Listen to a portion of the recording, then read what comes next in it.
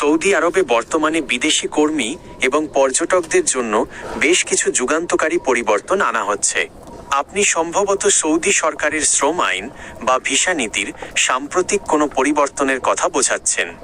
সম্প্রতি সৌদি আরব তাদের ভিশন 2030 এর অংশ হিসেবে বিদেশিদের জন্য কয়েকটি বড় সুখবর কার্যকর করেছে। এর মধ্যে উল্লেখযোগ্য কয়েকটি হল: প্রিমিয়াম রেসিডেন্সি বা গোল্ডেন ভিসা। সৌদি সরকার এখন নির্দিষ্ট ক্যাটাগরিতে বিদেশিদের জন্য স্থায়ীভাবে বসবাসের সুযোগ দিচ্ছে। এর মাধ্যমে কফিলের স্পন্সর সাহায্য ছাড়াই সৌদি আরবে বসবাস করা যাবে।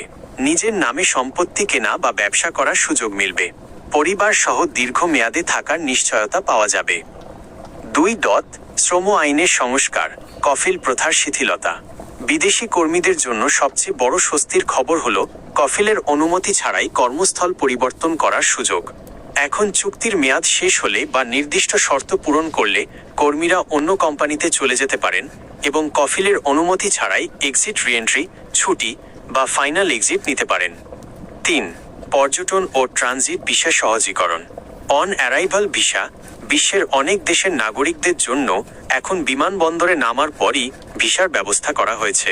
ফ্রি ট্রানজিট ভিসা, সৌদি এয়ারলাইন্সে ভ্রমণ করলে 4 দিনের ফ্রি ট্রানজিট ভিসা পাওয়া যাচ্ছে, যা দিয়ে ওমরাহ পালন বা ঘোরাঘুরি করা সম্ভব। বিশেষ দ্রষ্টব্য: আপনি যদি নির্দিষ্ট কোনো নিয়মের কথা শুনে থাকেন, যেমন ওমরা ভিসার মেয়াদ বৃদ্ধি বা পেশা পরিবর্তনের নতুন নিয়ম, তবে বিস্তারিত জানাতে পারেন। আমি সেটি যাচাই করে আপনাকে সঠিক তথ্য দিতে পারব। আপনি কি কোনো নির্দিষ্ট পেশা বা ভিসা সংক্রান্ত নতুন নিয়ম সম্পর্কে বিস্তারিত জানতে চান? আমি সেই অনুযায়ী আপনাকে তথ্য দিয়ে সাহায্য করতে পারি।